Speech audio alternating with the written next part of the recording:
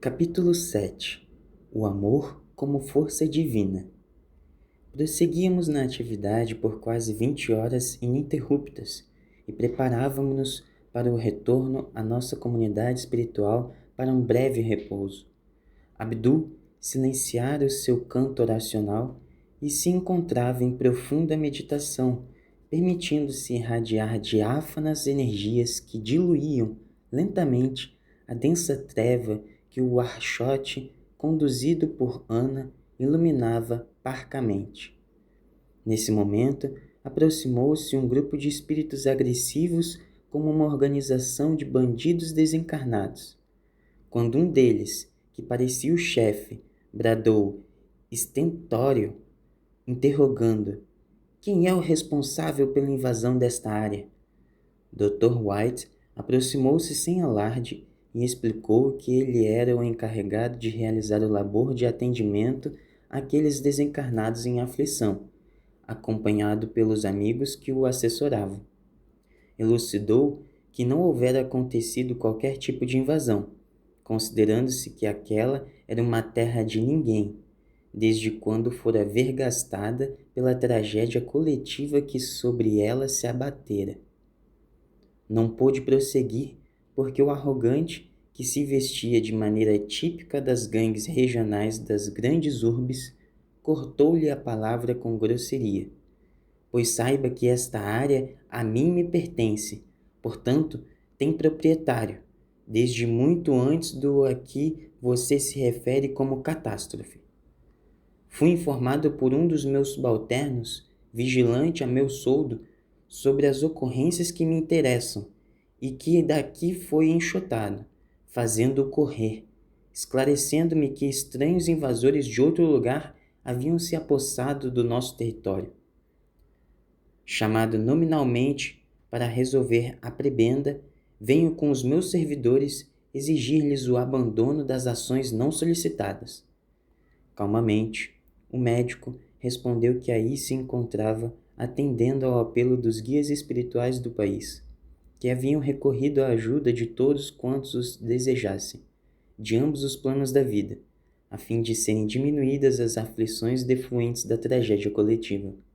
E esclareceu: seu apelo havia chegado à nossa comunidade, conforme ocorrera com muitas outras. Quando se ouviu o som de uma corneta que tocava a música Silêncio, expressando a dor que se abatia sobre milhares de vidas no planeta terrestre, apresentamo-nos ao nosso governador e fomos autorizados a participar do ágape da solidariedade com os irmãos sofredores que estamos atendendo.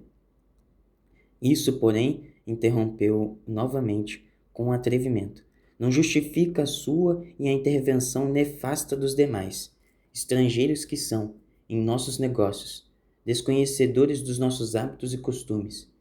Desde a época da colonização holandesa, aqui, através da Companhia das Índias, no século XVI, que nos rebelamos, os nacionais, contra os invasores de nossas terras. Timor-Leste, dominada pelos portugueses há séculos, ainda se encontra atravessada em nossa garganta.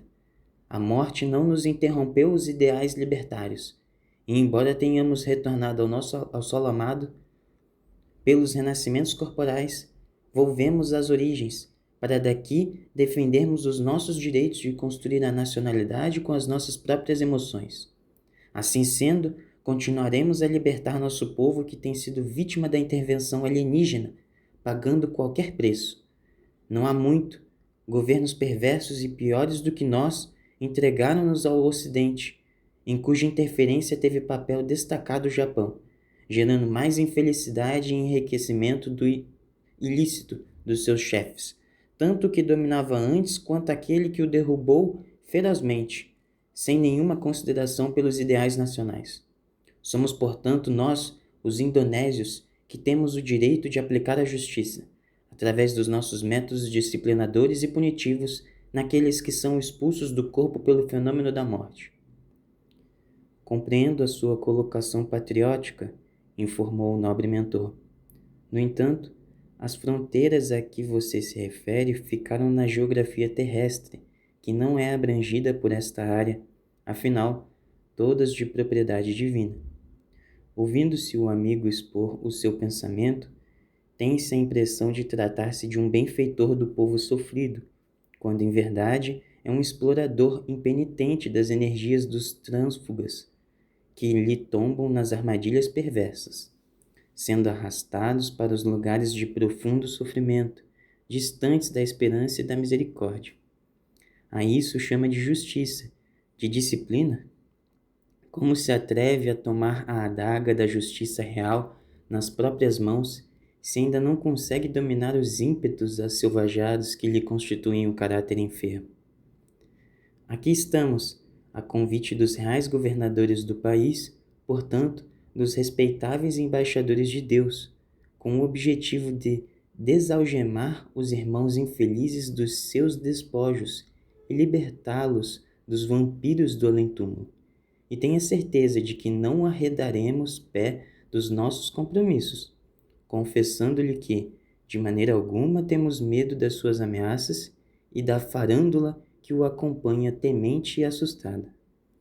O estúrdio expressou o ódio que o dominava, aregando: essa tarefa pertence-nos a nós, que utilizamos os nossos métodos conforme as leis que vigem cá, sem a necessidade de qualquer contributo de violadores dos direitos alheios. Saberemos expulsá-los dentro de alguns minutos. Com a expressão asselvajada, segurando um feroz mastim e aplaudido pela malta insana, que tocava tambores e sons estranhos com tubos perfurados, impôs ríspido: agora suspendam as ações e acabem com os seus arenzéis, batendo em retirada. Deixem os nossos pacientes aos nossos cuidados, conforme sempre sucedeu, pois que sabemos tomar conta de todos eles. E gargalhou sardônico, esfogueado, transtornado. Sem apresentar qualquer emoção perturbadora, Dr. White enfrentou-o, elucidando: o caro amigo encontra-se totalmente equivocado a nosso respeito, porquanto não o tememos e menos obedeceremos. Iremos prosseguir em nossa faina fraternal e ficaríamos, aliás, muito gratos se o seu grupo se diluísse e aqueles que o desejarem queiram auxiliar-nos na empresa em que nos encontramos envolvidos. O carrasco zombou, cínico, e arremeteu, furibundo: atacar! Dizimemos os impostores e ladrões. Como se aguardasse essa reação, o nobre médico concentrou-se profundamente diante dos agressores e, naquele horrendo chavascal, transformou-se numa lâmpada esparzindo claridade que fez estacionar a horda que erguia os seus instrumentos de guerra, flechas, azagaias, lanças e outros de apresentação exótica. Tomados de surpresa, ouviram sua voz profunda e melodiosa, enérgica e poderosa, no seu próprio dialeto: arrependei-vos e dobrai-vos à vontade do Senhor dos mundos. Chega o momento, em vosso desvario, que somente se apresenta uma alternativa para escolher: abandonardes o ódio e a perseguição desditosa para abraçardes o amor. Escoam-se os anos e permaneceis hostis ao bem e à verdade. Vossa impiedade transborda e vossa loucura, ao invés de inspirar temor ou ódio, provoca compaixão.